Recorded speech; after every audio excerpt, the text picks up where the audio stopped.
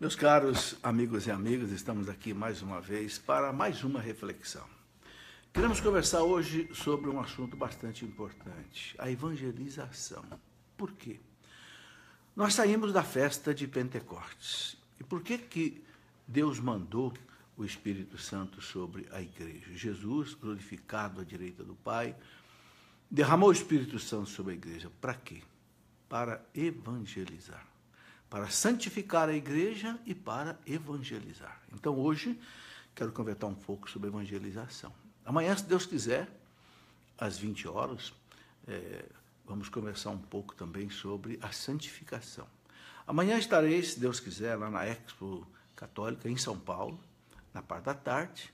Se Deus quiser, chegarei aqui na minha casa à noite e faremos aqui, mais um programa. Muito bem, vamos começar pedindo a Deus a sua graça e a sua bênção, como diz o Salmo 66, Senhor, dai-nos a vossa graça, a vossa bênção, mostre a nós a vossa face. Em nome do Pai, e do Filho, e do Espírito Santo. Amém. Vinde, Espírito Santo, enchei os corações dos vossos fiéis, e acendei neles o fogo do vosso amor. Enviai, Senhor, o teu Santo Espírito, e tudo será criado. Renovareis a face da terra por Jesus Cristo, nosso Senhor. Ó Deus, que instruíste os corações dos vossos fiéis, com a luz do Espírito Santo, fazei que apreciemos retamente todas as coisas, segundo o mesmo Espírito, e gozemos sempre da sua consolação. Por Cristo, nosso Senhor. Amém. Pedindo também à Virgem Maria, aquela que é, como disse o Papa Paulo VI, a estrela da evangelização, que nos ilumine nessa reflexão, nos conduza e nos assista com a sua intercessão materna. Ave Maria, cheia de graça, o Senhor é convosco. Bendita sois vós entre as mulheres, e bendito é o fruto do vosso ventre, Jesus. Santa Maria, Mãe de Deus, rogai por nós, pecadores, agora e na hora de nossa morte. Amém. Em nome do Pai, e do Filho, e do Espírito Santo. Amém. Muito bem, estou vendo aí meus amigos e amigas já entrando aí na nossa conversa, a Paulina, Geraldo Martins Passo, Rita Ribeiro, sejam bem-vindos, Cícero Grangeiro, Gonçalves, um grande abraço a vocês todos, muito boa tarde. Vamos então começar a nossa reflexão hoje sobre a evangelização. Por quê? Repetindo o que eu disse no começo, porque Jesus nos deu e nos dá o Espírito Santo para evangelizar. Não é? Porque Cristo veio ao mundo para salvar o mundo. E Cristo salva o mundo através da evangelização. Né? Jesus disse bem claro lá em Mateus 9:37. Aliás, eu queria fazer um parênteses aqui para dizer a você o seguinte: eu preparo essas nossas conversas com as citações bíblicas. Então, se você quiser ter aí do seu lado aí uma caneta, um papel para você anotar essas referências bíblicas, é interessante, porque depois você pode, inclusive, reler com mais calma essas citações. Porque eu preparo aqui uma palestra de mais ou menos 1 hora, ok? Para que você também use isso, não sei, aí onde você trabalha, no seu grupo de oração, na sua catequese, na sua pastoral, ok? Enfim, aquilo que a igreja nos ensina. Bem, Jesus diz lá para nós, no Evangelho de São Mateus, capítulo 9, versículo 37, Jesus viu aquela multidão e ele ficou assim, penalizado, porque ele disse que aquela multidão era assim como ovelhas sem pastor. E ele disse, a messe é grande, mas os operários são muito poucos.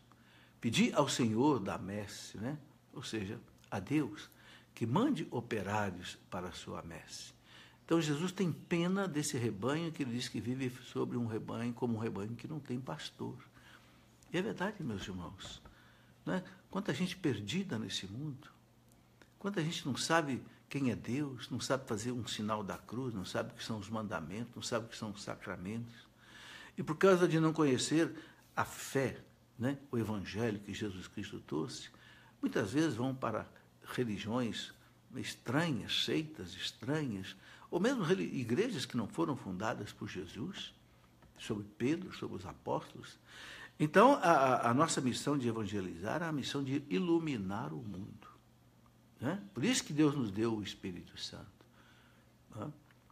Jesus, a última coisa que ele disse para os apóstolos, está lá, tanto no Evangelho de São Mateus, Mateus 28, 20, como também lá em Marcos 16, 15, João 15, 16, Jesus diz: ide pelo mundo inteiro, pregai o Evangelho a todas as criaturas, não é?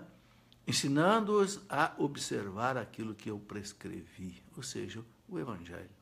Né? Batizai, quem crer e for batizado será salvo, quem não crer, não acreditar, não será salvo. Meus irmãos, hoje nós estamos vivendo a festa de um grande santo, o nosso grande santo, São José de Anchieta. Que coisa extraordinária o ardor evangélico desse rapaz. Ele saiu lá das Ilhas Canárias, lá de Portugal, e ainda seminarista, com 17, 18 anos, veio para o Brasil. Aqui no Brasil, no meio dos índios, né, ele terminou a sua formação teológica, filosófica, com o padre José de Anchieta, padre Manuel da Nóbrega, esses padres jesuítas que vieram para cá. E São José de Anchieta viveu aqui até a sua morte, fazendo um trabalho de evangelização extraordinário. Como nós devemos a São José de Anchieta, meus irmãos, fundou a cidade de São Paulo, fundou a cidade de São Vicente, praticamente, fundou a cidade de Itacoaquecetuba, perto de São Paulo. Esse homem andou pela Bahia, impressionante, né? Deu a vida para evangelizar. Né? Ele viveu para evangelizar. Por isso ele é chamado de o apóstolo do Brasil. Mas, além de José de Anchieta, nós tivemos muitos outros evangelizadores aqui no Brasil, né? Muitos, e não só no Brasil, como no mundo inteiro. Os grandes santos foram evangelizadores. Pega aí um São Bento, um São Patrício, que evangelizou, né, toda a região da Irlanda. Pegamos aí São Bonifácio, evangelizou a Espanha. Santo Agostinho de Cantuária evangelizou, né, toda a região da Inglaterra, esses monges beneditinos maravilhosos. Né? Mas essa missão é uma missão nossa também, de evangelizar. Né? Jesus deixou bem claro, então, ide pelo mundo inteiro. Isso não é só para os consagrados. Não, a gente vê que Jesus enviava aqueles 12, mas enviava também aqueles 72. Aqueles 72 que não eram apóstolos, mas que eram discípulos de Jesus. É como nós, leigos. Ele enviava, né? E ele mandava. E interessante que aqueles 72, quando voltaram a Jesus, voltaram muito alegres, dizendo: Senhor, até os demônios se submetem a nós pelo teu nome. E Jesus diz assim: eu sei, eu vi a Satanás cair do céu como um raio. Interessante, né? O Papa João Paulo II, um dia analisando esta passagem bíblica do Evangelho, João Paulo II disse assim: quando você prega o Evangelho, o demônio cai do céu como um raio. Ou seja, ele abandona, né, as pessoas, as comunidades que ele escravizava no erro, escravizava no pecado. Por quê? Porque o Evangelho é uma luz que faz as trevas se dissiparem. Então o demônio cai do céu como um raio, diz o Papa João Paulo II. É por isso, meus irmãos, que Jesus, no Sermão da Montanha, ele disse para os discípulos e para aquela multidão toda que estava com ele, né? Vós sois o sal da terra. Vós sois a luz do mundo. Está lá no Sermão da Montanha. O Sermão da Montanha são aqueles 3 capítulos de São Mateus, Mateus 5, 6 e 7. Né? Logo depois que Jesus termina de falar das 8 bem-aventuranças, ele fala logo em seguida, lá no capítulo 5, exatamente isso. Vós sois a luz do mundo. E a luz não é para ficar debaixo da mesa. Não, a luz é para ser colocada no alto, para poder iluminar. O cristão não é para ficar escondido. Não. Ele tem que iluminar. E ele diz: vós sois o sal da terra. Né? Eu queria refletir com você esses 2 aspectos. Veja, a luz. Sem luz a gente não enxerga. Sem luz nós estamos nas trevas. Quando acontece um blackout, né, cai a eletricidade, é um horror. Né? Pessoas que têm freezer com coisas no freezer ficam com medo de estragar tudo. As crianças ficam apavoradas. Os assaltos podem acontecer mais, porque está todo mundo no escuro. Né? É um horror. E Jesus diz: vós sois a luz do mundo. Sabe, existe uma carta do primeiro século chamada Carta a Diogneto. Essa carta foi escrita provavelmente por São Justino, que foi um mártir em Roma no ano de 165. São Justino escreveu para esse amigo chamado Diogneto uma carta e ele diz o seguinte: aquilo que a alma é para o corpo, os cristãos são para o mundo. Essa frase é muito forte. Aquilo que a alma é para o corpo, os cristãos são para o mundo. O que significa isso? A alma é para o corpo o que? A vida. Se a alma separar do corpo, o que é? É a morte. Sobra um cadáver, né? Então, São Justino diz, aquilo que a alma é para o corpo, ou seja, a vida, os cristãos são para o mundo. Ou seja, os cristãos, meus irmãos, levando a luz de Cristo, levando o sal da terra, são a luz do mundo, são a vida do mundo. Por que esse mundo, muitas vezes, ele tem cheiro de morte? E tem, não tem? É corrupção, é assassinatos, não sei, essa tristeza toda que nós vemos aí, isso é imoralidade, no campo da pornografia, no campo do sexo, é um mundo morto, né? Por quê? Porque faltam os cristãos nesse mundo. Falta o cristão que é luz do Evangelho no mundo. Falta o cristão que é o sal da terra. Por que Jesus fala que nós somos o sal da terra? Você sabe que o sal ele tem duas propriedades muito importantes. Primeiro, o sal ele dá sabor, né? Todas as cozinhas da terra têm sal, não é verdade? Claro, é o sal que, na medida certa, ele dá sabor ao alimento. E segundo, o sal ele conserva. O sal não deixa estragar. Okay? Qualquer produto que você comprar aí em supermercado, que vier fechado, ou em caixa, ou em garrafa, ou em outra embalagem, ele contém sal. Você pode ver lá na composição do alimento sódio, NaCl, cloreto de sódio. É o sal. Por quê? Porque o sal conserva o produto na prateleira sem estragar. Ok? Eu me lembro que quando não havia ainda geladeira, eu era criança, e não havia também óleo vegetal, era só óleo animal, era só gordura de porco. Meu pai matava um porco, pegava toda aquela banha, né, de cima do porco e colocava aquilo numa gamela. Gamela é uma bacia de madeira, não pode ser de metal, porque o sal enferruja o metal. Uma bacia de madeira, colocava ali aquela banha e cobria de sal. E aí a minha mãe ia ali, tirava um pedacinho todo dia, e aquilo durava 6 meses, 7 meses ali. Por que aquela banha não estragava? Porque estava toda salgada. Não é? Não é o que eles fazem com o bacalhau? Pesca o bacalhau lá nas Noruegas, nos navios, salga bem salgado e manda para o mundo inteiro. Depois, quando chega aqui, você tira o sal. Tem que ficar 1 dia, 2 dias dentro da água, porque o sal conserva. Por isso que Jesus diz que vós sois o sal da terra. O cristão, pelo Evangelho, pela luz de Cristo, ele conserva o mundo. Veja que bonito, meus irmãos, ser cristãos. Que coisa maravilhosa ser cristão. Com a luz de Cristo, a luz do Evangelho, nós iluminamos o mundo e nós salgamos o mundo. Muitas vezes as trevas se rebelam contra nós, né? As trevas querem ofuscar, né? O próprio Jesus, né? O próprio Evangelho de São João, no primeiro capítulo, São João diz que a luz brilhou nas trevas, mas as trevas não a compreenderam. As trevas não a aceitaram. Mataram Jesus, apagaram essa luz visível que era Jesus. Por quê? Porque as trevas têm horror. Porque aquele que faz o mal, aquele que peca, ele quer ficar no escuro. É na calada da noite que o ladrão age. Então, se você acende a luz, muitas vezes as trevas arrepiam, né? Mas as trevas vão embora. Né? Quem é que ganha na luta das trevas contra a luz? Quem ganha na luta das trevas contra a luz é a luz. As trevas se retiram. Ok? Então, que bonito. É por isso, meus irmãos, que o profeta Isaías diz, né? Lá em Isaías 52, 7, o profeta diz assim: como são belos os pés daqueles que anunciam a boa nova. Como são belos os pés daquele que anunciam a paz. Nós podemos colocar nessa linguagem, como são belos os pés daquele que evangeliza. Não importa se você evangeliza teu filhinho, né? A igreja diz que os primeiros catequistas são os pais. Os primeiros catequistas são os pais.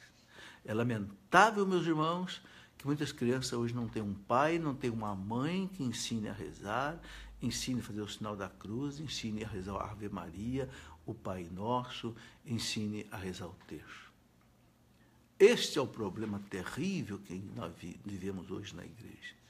As crianças crescem em casa sem ter um pai que ensine a rezar, uma mãe que ensine a rezar, que evangelize em casa. Por que isso? Porque as famílias estão arrebentadas. A criança não vive aí sem, muitas vezes, sem uma família, ou sem um pai, ou sem uma mãe. Por isso nós precisamos trabalhar muito pela família. A pastoral familiar é muito importante exatamente por isso, para que as crianças comecem a ser evangelizadas em casa. Então, é aí, né, que a gente pode repetir para os pais como são belos os pés dos pais que anunciam para os seus filhos a boa nova. Os catequistas que ensinam para as crianças na primeira comunhão, né, uma catequese bem dada, né, ensina para a criança muitas coisas bem feitas. Depois também para os jovens, na crisma, ok? Nos encontros de casais, nos cursos de noivo, nos cursos de namorado que hoje existe, no terço dos homens. Hoje já tem os terços dos homens, coisa maravilhosa, não é? Eu vivo recebendo convite para pregar aí para grupos de 1.000 homens, 500 homens, que coisa maravilhosa. É a oportunidade que a gente tem de evangelizar, né?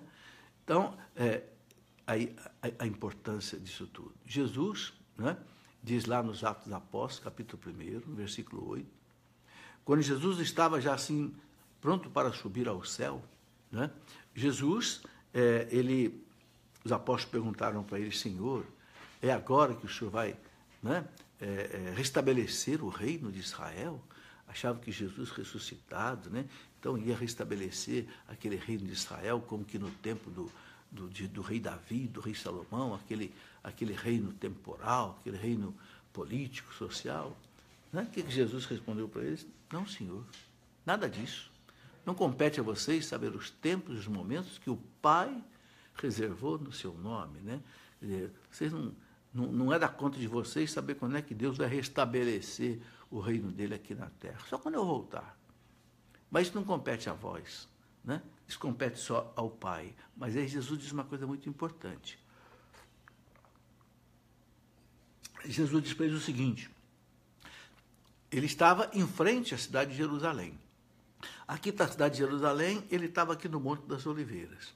É perto, é mais ou menos 1 quilômetro de distância. Entre a cidade de Jerusalém e o Monte das Oliveiras, lá tem um vale que é chamado Vale do Cedron. É um rio que passa ali, ele só tem água quando chove. É um rio seco. Muito bem, então Jesus disse para eles, vocês vão voltar para Jerusalém, vão esperar o cumprimento da promessa do Pai, o Espírito Santo, né? E quando vocês forem revestidos com o poder do alto, vocês vão ser minhas testemunhas. Olha aí. Né? Está lá Atos 1:8. Sereis minhas testemunhas. Isto é evangelizar. Ser testemunha de Jesus. Né? Não sei se você sabe, a palavra testemunha no grego quer dizer martírio. Quer dizer testemunho. Os mártires eram martirizados, eram mortos, porque testemunhavam Jesus. Né? Quantos lá no Império Romano, naquela perseguição que durou 250 anos, de Nero, Trajano, Domiciano, Diocleciano, não sei, aqueles imperadores todos, né? Os cristãos diziam, não vamos queimar incenso a César. Não vamos prestar culto aos deuses, porque o único Deus é nosso Senhor Jesus Cristo, o Pai e o Espírito Santo, e morriam. Morriam nos dentes dos leões, morriam nas espadas dos imperadores, mas eram testemunhas de Cristo. Né? Então, evangelizar é dar testemunha de Cristo. O Papa Paulo VI escreveu um documento belíssimo sobre a evangelização, que eu queria sugerir a você que lesse, a chamada Evangelii Nuntiandi, que, traduzindo, seria do latim a evangelização no mundo contemporâneo. O Papa João Paulo II diz que a Evangelii Nuntiandi, de Paulo VI, ele diz, o catecismo da evangelização.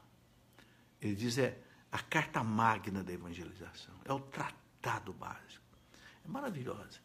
Esse documento Paulo VI, que ele publicou em 1974, né, a evangelização, e ali o Paulo VI diz assim, evangelizar é a razão própria da existência da igreja. Ou seja, a igreja foi criada por Cristo, instituída por Cristo para evangelizar. Paulo VI diz assim, se a igreja não evangelizar, ela deixa de ser igreja.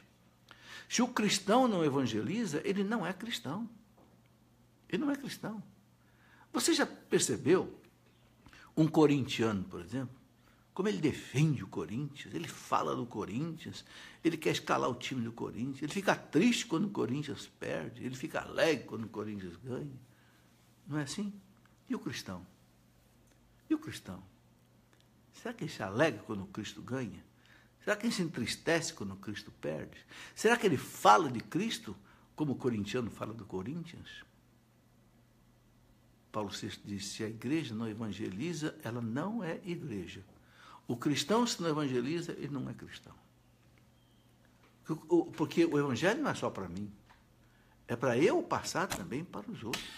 Ide, evangelizai a todas as nações, a todos os povos, batizando em nome do Pai, do Filho e do Espírito, porque isto é a salvação, meus irmãos. Isto é dar o céu para a pessoa. Dar Jesus a uma pessoa, né, é a maior coisa que você pode fazer. Não tem nada melhor do que você poder dar a luz da salvação de Cristo para as pessoas. Nós não temos luz própria. Nós somos como a lua, né? A lua, você sabe, ela não tem luz própria. Por que a lua brilha à noite? Parece uma luz acesa, né? Porque a luz do sol bate nela e ela reflete para a terra. Ok? Então, aí nós somos assim também. A luz de Cristo incide em nós e nós, então, iluminamos os outros. Aí, meus irmãos, é preciso uma coisa muito importante. Para nós sermos evangelizadores, nós temos que estar em Cristo, ser cheio de Cristo. Porque a nossa boca só vai falar de Cristo se o coração estiver cheio de Cristo. Jesus disse aquela frase muito importante, a boca fala daquilo que está cheio o coração. Onde está o seu tesouro, aí está seu coração. E a boca fala daquilo que está cheio do coração. Vamos refletir nisso. Onde está o seu tesouro, está seu coração. Qual é o seu tesouro? Seu tesouro é Jesus Cristo? Ou seu tesouro é o dinheiro? Ou seu tesouro é a fama, a glória, o prazer? Qual é o nosso tesouro? Se o seu tesouro é Jesus Cristo, então ali vai estar seu coração. Ou seja, você vai querer Jesus. Você vai querer ler o Evangelho. Você vai querer conversar com Cristo na oração. Você vai querer receber o Cristo na Eucaristia. Você vai ter tempo para Jesus na sua meditação.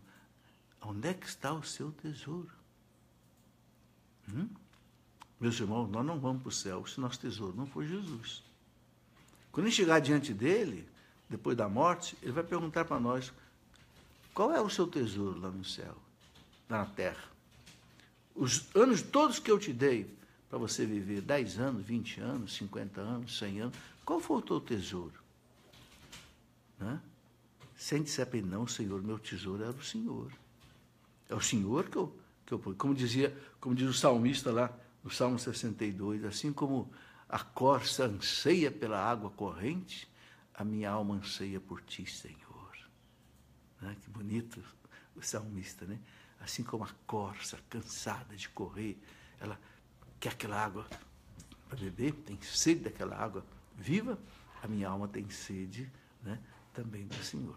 Então, onde está o tesouro, está o coração. E a boca fala daquilo que está cheio o coração. Então, para que a gente possa levar Jesus aos outros, primeiro, Jesus tem que ser meu tesouro. Deus tem que ser meu tesouro, amar a Deus sobre todas as coisas. Segundo, né, a minha boca tem que falar daquilo que está cheio em meu coração. Né? Então, falar de Jesus, trabalhar para Jesus, ter tempo para a igreja, ter tempo para uma pastoral que você se dedica com carinho. Seja uma pastoral bem simples, pastoral de criança, de adulto, um grupo de oração, uma comunidade de vida que você ajuda, que você participa. Não sei. Para cada um de nós, Deus abre portas diferentes. O importante é a gente dizer como o profeta disse para Deus, né? O profeta Isaías: eis-me aqui, Senhor. Eis-me aqui, Senhor. Né? O profeta Isaías, né? Lá no começo do livro dele, Deus pergunta: quem eu enviarei? A quem é que eu enviarei? E o profeta disse: eis-me aqui, Senhor. Aí tem uma passagem bonita, né? Em que um anjo pega uma tenaz do altar, com a tenaz ele pega uma brasa no altar, toca na língua do profeta, purifica a língua do profeta, e o profeta agora vai anunciar, né? Anunciar Jesus. Né? Nós também temos que dizer isso: Senhor, eis-me aqui. Né? Eu me lembro que um dia eu participei de um encontro onde, num grupo de pequeno, né, de 5, 6 pessoas, nós meditávamos sobre isto, né, Jesus dizendo: sereis minhas testemunhas aqui em Jerusalém, na Samaria, etc, etc. Eu me lembro que tinha uma senhora muito simples, que ela disse assim: olha, eu fico muito feliz, porque Jesus usa essa pessoa que sou eu sou uma pessoa assim, quase analfabeta, eu sou costureira, mas Jesus quer que eu seja testemunho dele. Então eu fico muito orgulhosa disso. Jesus conta comigo, uma pessoa tão simples, para ser testemunha dele. Achei bonito aquilo, né? Quantos de nós que temos muito mais capacidade, quantos de nós que estudamos muito mais, a gente às vezes não é a testemunha que aquela pessoa tão simples se dispõe a ser. E você pode ter certeza de uma coisa: a partir do momento que você disser para Jesus: eis-me aqui, Senhor, do fundo da alma, eu quero te servir, eu quero trabalhar para essa messe que é grande, onde os operários são poucos, onde as tuas ovelhas estão aí como uma ovelha sem pastor. Eu quero, Senhor. Você pode ter certeza que Deus vai te chamar. Daqui a pouco vem um convite, ou de um padre, ou de um grupo de oração, ou de uma comunidade, chamando você para trabalhar. Pode ter certeza. Porque na igreja eu costumo dizer o seguinte: na igreja não tem aposentados e na igreja não tem desempregados. O índice de desemprego na igreja é 0. O índice de aposentadoria na igreja é 0. Você já percebeu com quantos anos que o Papa se aposenta? O Papa já está com 80 anos e continua trabalhando. Os bispos deixam de ser bispo titular a partir de 75 anos, mas continua trabalhando. Oxe, continua celebrando missa, confessando, não tem aposentadoria. Então, uma coisa muito interessante de dizer aqui é que as pessoas aposentadas não podem ficar enterradas dentro de casa. Aí, quem sabe, cultivando uma depressão, cultivando uma tristeza. Não, a igreja precisa de você, meu irmão. Você que é aposentado, você é uma pessoa madura, você é uma pessoa que agregou conhecimento, agregou sabedoria. Quanta coisa bonita você pode fazer na igreja, nas pastorais. Hoje tem 500 pastorais na igreja. É pastoral de criança, é pastoral de jovem, é pastoral de namoro, é pastoral de adulto, é pastoral de drogado, é pastoral de encarcerado, preso, é pastoral de saúde. Qual é a sua capacitação? Qual é o seu talento? O que Deus te deu? Você tem que usar o que Deus te deu e trabalhar para Deus. Por que eu estou falando aqui nesse programa 4 vezes por semana? Porque Deus me deu essa capacitação de ser professor.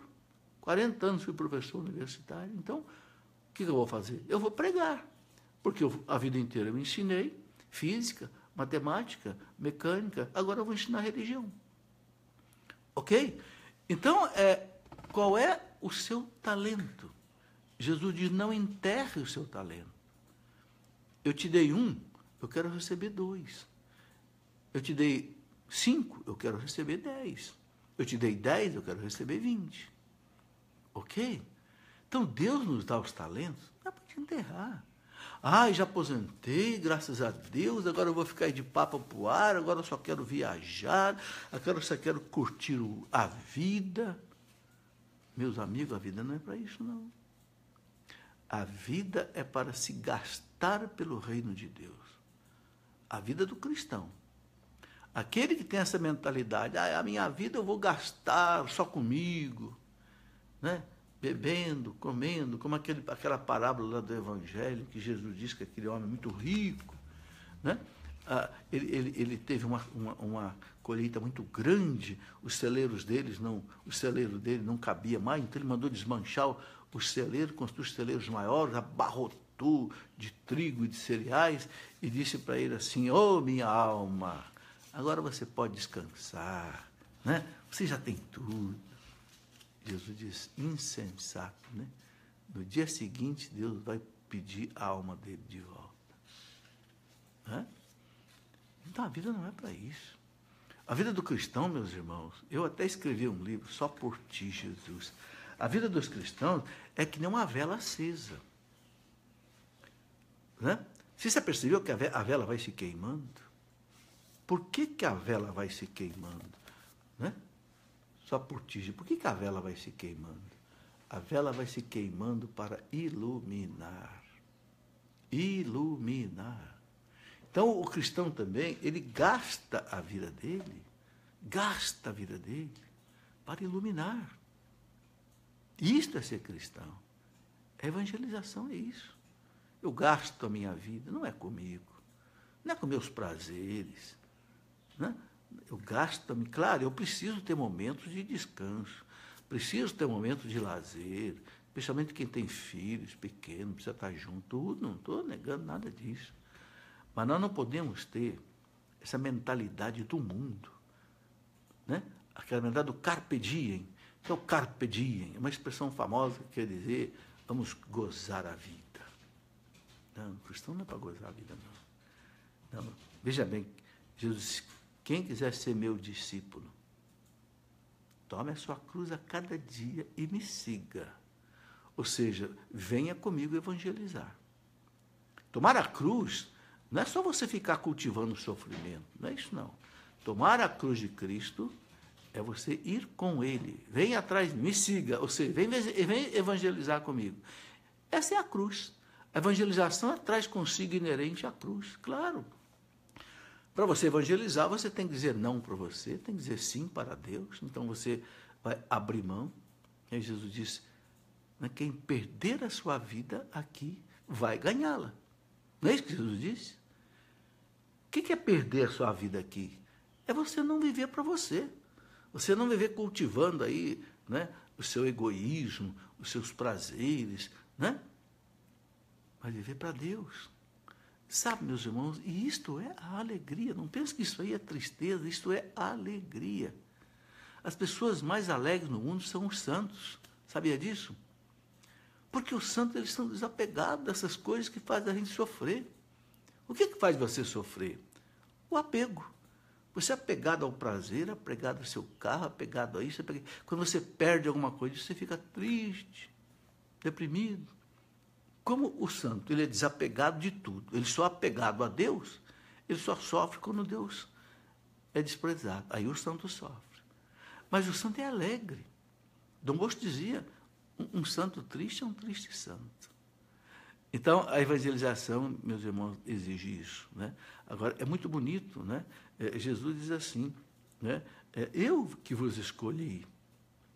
Lá no Evangelho de São João, capítulo 15, versículo 16, lá na Santa Ceia, Jesus diz para os discípulos assim: não fostes vós quem me escolheste, eu vos escolhi a vós, para que vocês deem fruto e um fruto que permaneça. Então, meu irmão, se você está ouvindo, quem sabe, essa pregação, se você está na igreja, Deus já te chamou. Deus está dizendo para você assim, né? Não foi você que me escolheu, foi eu que escolhi. Foi eu que te chamei. Então venha, então dê o fruto que Deus quer que você dê. Eu tenho aqui algumas perguntas, vamos responder algumas perguntas, depois a gente volta aqui nessa sequência que tem bastante coisa para falar. Né? Ledi Machado: qual o primeiro passo para ser uma evangelizadora? Evangelizar é o mesmo que pregar. Ledi, primeira coisa, qual o primeiro passo para ser uma evangelizadora? Eu acho que o primeiro passo é você querer. Amor a Jesus. e amor à salvação às almas. O que Jesus disse? Haverá mais alegria no céu por um pecador que se converta do que por 99 justos que já fazem penitência. Ou seja, a primeira coisa que o evangelizador tem que ter é amor a Deus e amor ao próximo. Aliás, é a síntese, né, de toda a lei. Amor a Deus porque Deus ama cada pessoa. Deus não quer ver ninguém se perder. Jesus disse, eu não quero, Pai, deixar perder nenhum aqueles que o Senhor me deu. Então, olha que coisa impressionante. Jesus, haverá mais alegria no céu entre os anjos de Deus por um pecador que se converta. Meus irmãos, uma pessoa que você traz para Deus, você promove uma festa no céu, entre os anjos de Deus. Já pensou nisso? Talvez aqui na terra você não consiga dar uma grande festa. Talvez você não tenha dinheiro para dar uma grande festa, mas você pode fazer uma festa no céu. Um pecador que se converte. Veja, a alegria de Deus, porque um pecador se converteu. Uma pessoa que se tira do mau caminho, uma pessoa que se arranca da mão do demônio, arranca da prostituição, da droga, do crime, do adultério, né? Sei lá, festa no céu. Então, eu acho que a primeira coisa, Lidia, é esse amor a Deus. Jesus morreu na cruz para nos salvar. Eu tenho que responder a esse amor. São Paulo diz que o amor de Cristo nos constrange. Está lá em Gálatas 2:20. O amor de Cristo me constrange. O amor de Cristo me deixa assim, sem jeito. Por quê? Porque ele morreu na cruz por mim. Por mim. Então, eu tenho que responder isso a ele. Né? Então, a beleza da evangelização é exatamente isso. É buscar aquela ovelha perdida que foi embora do rebanho de Cristo, né? E trazer essa ovelha de novo para Deus. Eu acho que essa primeira coisa é essa motivação. Aí você pergunta aqui também para mim, né? Evangelizar é o mesmo que pregar? Nem sempre. A gente prega, né, no grupo de oração, aqui na Canção Nova a gente vive pregando e tal, mas sabe, você pode estar conversando com uma pessoa, é evangelização. Você está conversando com seu filho, é uma evangelização, com seu esposo, com seu vizinho. Então, não é só pregar. Pregar, claro, é uma forma, vamos dizer assim, grande de evangelização, mas tem mais. Carla Andrade, o que a igreja fala sobre as paróquias que atendem confissões somente com agendamento? Ô, Carla, eu não sei se há uma norma da igreja sobre isso. O que eu penso é o seguinte: eu penso que os padres devem ter realmente nas paróquias um horário para atender o povo.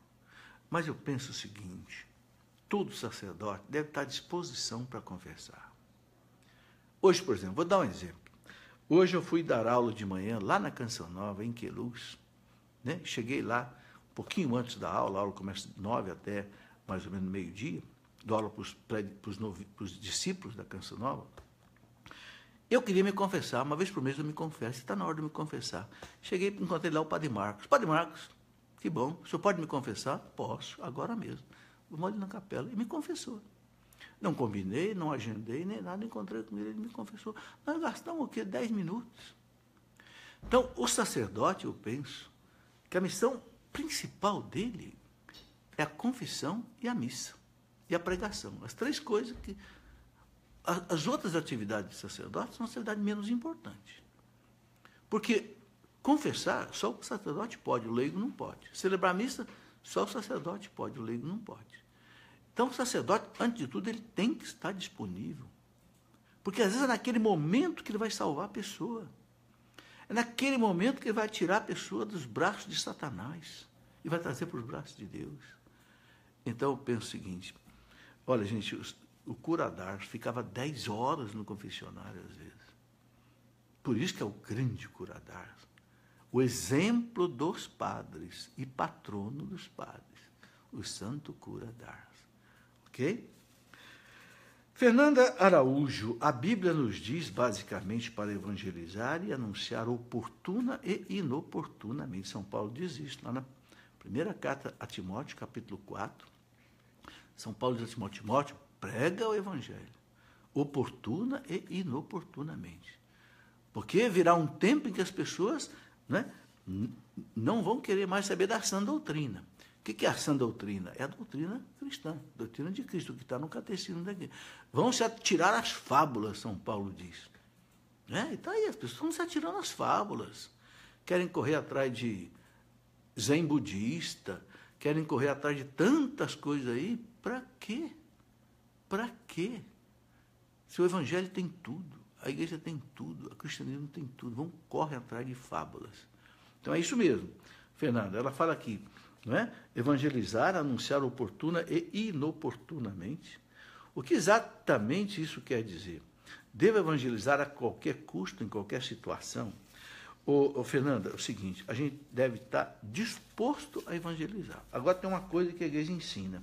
A fé não se impõe, a fé se propõe. Ok? Então, Deus abre oportunidade para a gente propor a fé para as pessoas. Por exemplo, eu estou aqui fazendo essa conversa, né? Já quase que 45 minutos. Eu estou propondo a fé, não estou obrigando ninguém. Então, a fé deve ser o quê? Um convencimento, um apelo à consciência. Se a pessoa abre para você a oportunidade, pregue. Agora, não force a barra, não. Se a pessoa não quer ouvir, o que Jesus diz? Sacode o pó do sapato e vai para outro lugar. O que quer dizer isso? Você tem que estar disposto a falar de Deus, mas se a pessoa não quer ouvir, vai embora, vai para outro lugar. São Paulo disse para os judeus, já que vocês não quiseram a salvação, vou levar a salvação para os pagãos. E levou a salvação para os pagãos. Então, a fé não se impõe. Por quê? Deus não tira a liberdade das pessoas, nós também não podemos tirar a liberdade das pessoas. Nós temos que ir pelo convencimento, pela beleza da própria fé, pela beleza de Deus, né? E tocando o coração com a graça de Deus e com o nosso trabalho. Gabriel Neto, como a teologia da libertação atrapalha na evangelização autêntica e na disseminação da verdadeira palavra de Deus?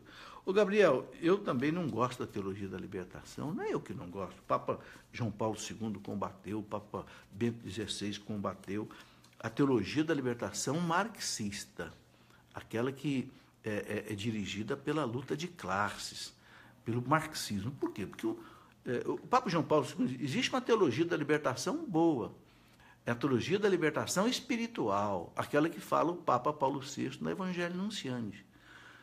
Papa Paulo VI, no Evangelho Nunciandi, diz assim, a libertação é o quê? É a libertação do mal, do pecado. Essa é a libertação que Jesus veio trazer. Não é simplesmente uma libertação social, política, econômica. É claro que isso faz parte. A libertação social, política, econômica, a libertação da miséria, mas é consequência da libertação espiritual. A pessoa libertada espiritualmente, ela vai então ajudar os outros a se libertar também humanamente. Mas qual é o erro da teologia da libertação? Bom, tem muitos erros. Eu escrevi um livro sobre teologia da libertação. Se você quiser estudar com calma o problema da teologia da libertação, na verdade, não é nada meu. Eu compilei uma série de artigos muito importantes, e o primeiro deles está aqui, ó, Teologia da Libertação. O primeiro artigo que está aqui nesse livro é do próprio Papa Bento XVI, onde ele diz assim, eu vos explico o que é a teologia da libertação. Isso foi lá em 1984. Né? E o Papa Bento XVI disse assim, é a pior heresia que já apareceu na história da igreja. Por que ele fala que é a pior heresia que já apareceu na história da igreja? Veja bem, a teologia da libertação marxista, que tem esse viés comunista, que se baseia na luta de classe, jogando, né, irmão contra irmão, patrão contra empregado, jogando pobre contra rico, invasão de terra, essas coisas todas aí que gera sangue, gera morte, toda hora você está vendo. Não é a leitura da igreja, não é. O Cristo nunca jogou ninguém contra ninguém. Né? Quando quiseram jogar ele contra César, é lícito, senhor, pagar o imposto a César? Dá a Deus o que é de Deus, a César o que é de César. Ele não jogou ninguém contra ninguém, não. Ok? Quando Pilatos questionou, ele disse, Pilatos, meu reino não é desse mundo. Fica tranquilo, não vou te derrubar, não. Nem você, nem César, nem ninguém. Meu reino não é desse mundo, Pilatos. A libertação é espiritual. Agora, a teologia da libertação, ela pegou esse viés marxista, materialista, então ela despreza o espiritual. Despreza a oração, não valoriza os sacramentos, só quer saber de política. A política é importante, mas veja, de novo eu repito, como consequência de uma libertação espiritual. Agora, se é só atividade social, política, econômica, aí não é mais evangelho.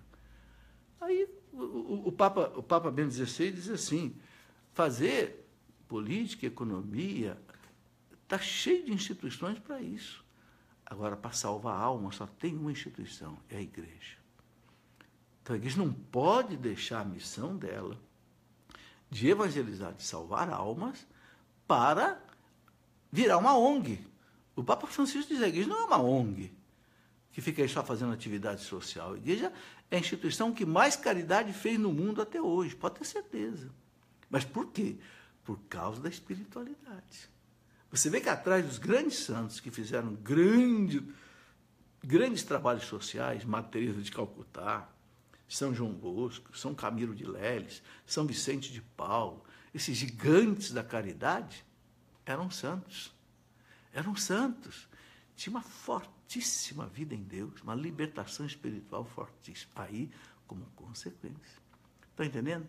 Então, a teologia da libertação atrapalha, né? Porque, como diz o Papa Bento XVI, ela vira o cristianismo no avesso, ela cria um cristianismo falso. É o que o Papa Bento XVI diz. Nesse livro que eu mostrei a você aí, Teologia da Libertação, o Papa Bento XVI diz, a teologia da libertação, ela muda toda a interpretação do cristianismo. Muda a interpretação da catequese, muda a interpretação da liturgia, muda a interpretação. Então, cria um cristianismo falso. Aí é terrível, aí você não tem salvação. Né? Muito bem. Então, está aqui recebendo mais perguntas, né? Vamos responder na medida que for possível. Então, aqui eu tenho aqui a pergunta do Christian Lavarida. Fale um pouco dessa situação de tantos ataques por parte dos terroristas islâmicos. Eles chegam nas cidades e não respeitam as tradições dos povos, querem converter ao islamismo, como se portar diante disso. O Christian, graças a Deus, nós ainda não temos essa realidade aqui no Brasil, porque é terrível mesmo. Né? Essa onda islâmica do Estado Islâmico, você vê, por enquanto, ela é violenta lá no Oriente, lá no Afeganistão, lá no Egito. Agora, eles estão visando principalmente quem? Os cristãos. Por quê? Porque a maior religião do mundo, em números, é o cristianismo. O cristianismo tem 2 bilhões de pessoas. Mais ou menos 1 bilhão e 200 de católicos e 800 milhões aí que são protestantes, ortodoxos e etc. Mas são cristãos. Então, eles querem destruir os cristãos. Por quê? Porque eles querem ficar com a hegemonia. Eles querem, porque segundo o Islã, né, o islamismo, segundo a mentalidade deles, tem que tomar o mundo para Alá. E na força das armas. É o que o Estado Islâmico coloca, inclusive assim, violentamente, até contra a maioria dos árabes. A maioria dos árabes não concorda com isso. Mas há uma minoria radical islâmica, chamado Estado Islâmico, que quer tomar o mundo para lá pela chamada jihad. Jihad quer dizer guerra santa.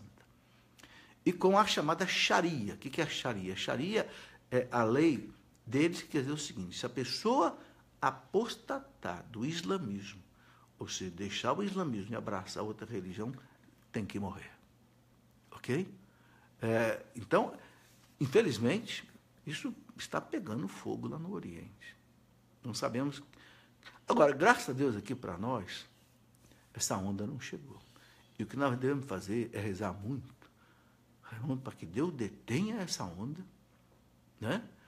Também os governos, a ONU, façam alguma coisa para deter esta onda, para que ela não se espalhe pelo mundo. Estão vendo aí na Europa já está toda hora um ataque terrorista com os Estados Unidos, as torres gêmeas que caíram, na Europa toda hora a gente vê toda hora as coisas acontecerem, né?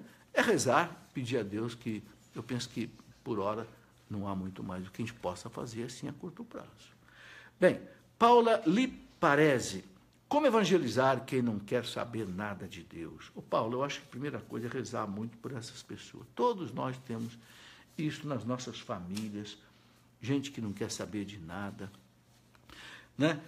Olha, recursos muito fortes para a gente mudar a vida de uma pessoa: jejum, esmola e oração, né? Jesus chama de remédios contra o pecado. A pessoa não quer saber de Deus porque a pessoa está vivendo no pecado. Ou é o pecado da descrença, não é outros pecados. Então, oferecer pela pessoa jejum, esmola, né? E a oração, sabe? A Eucaristia, ofereça a Santa Missa pela pessoa, né? E, na medida do possível, você vai aproximando da pessoa, porque quando você começa a rezar, Deus começa a mudar as coisas.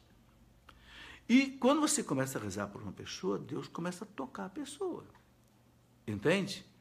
E Deus, às vezes, age na pessoa de maneira que a gente não espera, às vezes até pelo sofrimento, né?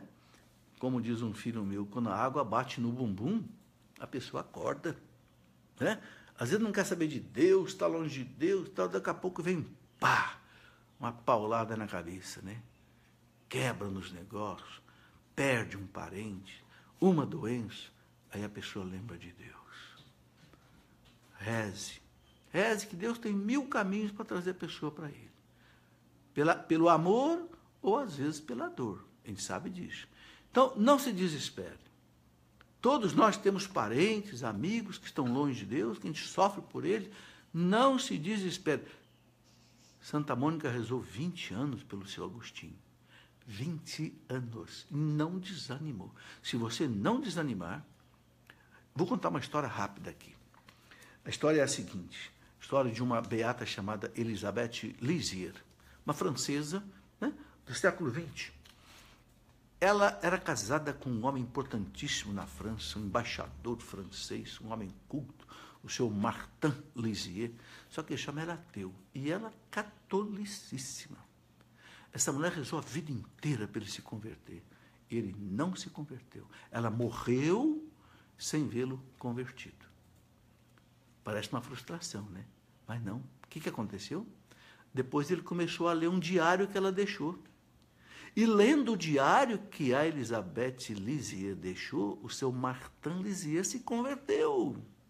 Olha que coisa impressionante. O que ela não conseguiu em vida, ela conseguiu depois da morte, com o diário que ela deixou. Um diário maravilhoso, que um dia eu quero ver até se eu publico esse diário. O seu grande... E esse homem se converteu a tal ponto, meus irmãos, que ele deixou tudo e ele foi ser monge no mosteiro e viveu o resto da vida para Deus. Você está vendo? Os caminhos de Deus é impressionante. Então, nunca desanime. Reze sem cessar. Deus tem a hora certa para tocar a pessoa. Não tenha pressa. O importante da nossa parte é o seguinte: não desanimar. Até a morte. Reze até a sua morte pela conversão dessa pessoa, se for preciso. Eu tenho certeza que Deus vai converter. Ou antes de você morrer, ou depois de você morrer. Não tem dúvida. Deus não falha. Deus tarda, mas não falha. É o que o povo diz, não é? Janaína Toledo, as pastorais que precisam de um diretor espiritual podem eleger um leigo? Ou esse deve ser somente um sacerdote? Ô, Janaína, eu acho que aí depende, sabe, do pároco, depende da formação que o leigo tem. Tem muito leigo hoje, meus irmãos, que tem uma formação espetacular, entendeu? Tem muito leigo hoje, olha, que pode ser diretor espiritual, sim. Eu conheço leigos, sabe? Veja aí, né? Um Moisés lá da Shalom, né? Sabe? Pessoa, um rapaz que tem uma cultura, uma santidade. Então, pode ser sim.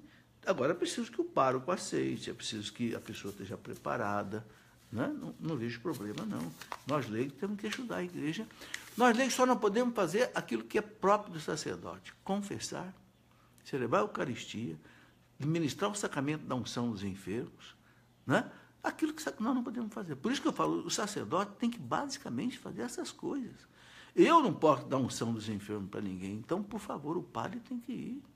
Eu não posso celebrar a missa, então o padre tem que ir. Eu não posso confessar a ninguém, então o padre tem que ir. A gente prepara as pessoas para o padre. O padre aí ganha a pessoa para Deus com o sacramento. Eliane Aguiar, como posso orientar meu sobrinho de 5, 10, 12 anos? Seus pais são católicos, mas não vão à igreja. Olha, a primeira coisa que eu acho que você podia fazer, Eliane, é conversar, né?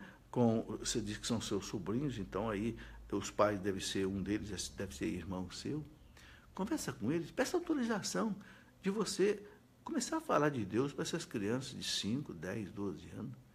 Peça autorização para você levar essas crianças na missa com você, orientá-los na catequese, entendeu? Vai com jeito, vai com amor, vai com caridade, entendeu? Se aproxime dos pais aí.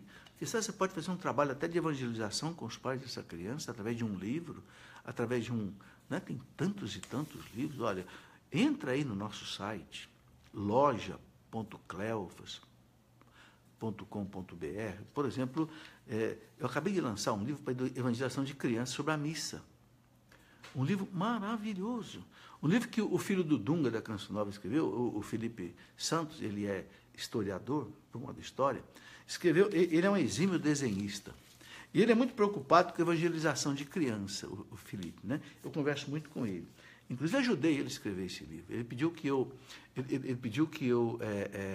ajudasse ele. Ele chamou um livro A História da Missa. Mas não é bem história da missa, é mais assim, o que é a missa.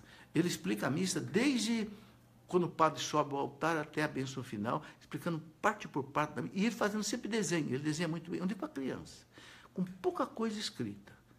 Nessas coisas escritas é que ele pediu a minha orientação. Eu fiz praticamente junto com ele isso, para ensinar a criança o que é a missa. Então, a gente pode pegar um livro desse, mostrar para a criança. Esse sobrinho seu de 5, 10, 12 anos, olha aqui o que é a missa, mostra para ele. Meia hora você mostra tudo ali para eles. Vai explicando, entendeu? Então, peça aos pais de autorização e faça isso. Uma aula assim de, quem sabe, meia hora, 1 hora, você coloca essas coisas todas. Sabe, gente, Deus vai abrindo portas para a gente. Davi Roger, e quando o cônjuge gasta a vida simplesmente pela igreja e abandona os afazeres do matrimônio? Está errado. Está errado. Nenhum dos cônjuges pode abandonar a família. Opa, de jeito nenhum. E aí eu quero falar um pouco da minha vida. Olha, eu criei 5 filhos. Eu nunca abandonei minha família por causa de Deus. Mas a vida inteira eu evangelizei. Então, o que eu fazia? Quando eu ia sair para pregar fora, minha esposa ficava com os filhos. E sabe, eu vou dizer uma coisa para vocês. Nós temos casados 40 anos. Eu nunca saí de casa quando a minha esposa disse, não quero que você vá. Eu preciso de você aqui. Eu não ia, não. Mas sabe que coisa maravilhosa? Nunca ela me disse isso. Nunca eu me lembro da minha esposa ter dito, não quero que você vá. Não. Pelo contrário, ela primeiro dizia, não vai. Vai, eu sei que o povo precisa de você. Vai, eu fico com as crianças. Às vezes, tinha criança às vezes até doente. Eu dizia, meu bem, eu não vou ficar aqui, vou cancelar o encontro. Não, cancele não, vai. Então, tudo tem que ser feito na harmonia. Nós não somos padres. Nós, casados, não somos padres. Hoje, como eu estou viúvo, hoje eu não dependo mais de ninguém, hoje eu vou para tudo que é lado. Né? Vou para tudo que é lado. Por quê? Porque eu não tenho mais filhos. Meus filhos são todos casados. Né? Eu tenho aí, a minha esposa já foi para a eternidade. Então, hoje, eu sou uma pessoa solteira. O viúvo é solteiro. Então, já é diferente. Né? Mas quem é casado, tem filho, tem esposa, o primeiro dever é a família. Não quer dizer que você vai viver só para a família, né? Uma vida egoísta e só para a família, não. Mas é importante, sim. Carolina Oliveira, deve-se usar a Bíblia para dar catequese para as crianças? Pois uma catequista da minha paróquia falou que não. Carolina, tem que usar a Bíblia sim, só que tem uma coisa, você não vai mandar a criança ler a Bíblia. A criança não tem maturidade para interpretar a Bíblia. Você lê um texto do Evangelho e você explica para a criança. Claro. A base da catequese tem que ser o Evangelho. O Papa, volta aqui no Papa Paulo VI, no Evangelho Nunciane. O Papa Paulo VI fala assim, não existe evangelização se você não falar de Jesus, da vida de Jesus, dos milagres de Jesus, da paixão de Jesus, da morte de Jesus, da ressurreição. Ou seja, e onde é que está tudo isso? Está no Evangelho. Então não tem como você evangelizar sem a Bíblia. Ok? Principalmente o Novo Testamento. Agora, é claro que você não vai dar a Bíblia na mão da criança de 7 anos de idade pela lei, ela não vai entender. Você pode até dar um trechinho pela lei, explicar para ela. É questão de bom senso, é pedagogia infantil. Tá certo? Nazion, né? Pergunta o seguinte, é pecado não ler a Bíblia? Porque existem pessoas que não sabem ler, mas conseguem transmitir o amor de Deus através do modo de viver. Sabe, as pessoas simples, sabe, tudo é ação do Espírito Santo. Santa Catarina de Sena, doutora da igreja, era analfabeta. Mas escrevia para os príncipes, para os bispos, até para o Papa. Ela ditava. E o seu amanuense, uma espécie de um secretário, escrevia para ela. Mas isso não era cheia do Espírito Santo. Então, a pessoa cheia do Espírito Santo. Agora, se é pecado não ler a Bíblia, olha, meus irmãos, a gente lê tanta coisa, não é? Deixar de ler a palavra de Deus é uma ofensa a Deus, não é? Eu acho que é uma ofensa a Deus você não ler a palavra de Deus. Sabe, que a Bíblia é uma carta que Deus escreveu para nós, para a nossa salvação. Se eu desprezo isso, não leio a Bíblia, puxa, eu estou desprezando Deus. São Jerônimo dizia assim, não conhece Jesus Cristo quem não conhece o Evangelho. Não conhece Jesus Cristo, se não conhece o Evangelho. Então, é uma coisa que nós temos que pensar muito sério sobre isso. Christian Lavareda, por que a catequese de hoje é muito falha? Christian, porque faltam bons catequistas. A resposta é simples. Por que a catequese é falha? Porque eu acho que falta empenho. Falta mais empenho. Empenho por parte de quem? Por parte de quem é responsável pela catequese. Falta formação catequética. Catequista que não conhece o catecismo da igreja. Catequista que não tem amor às almas. Aquilo que eu falei.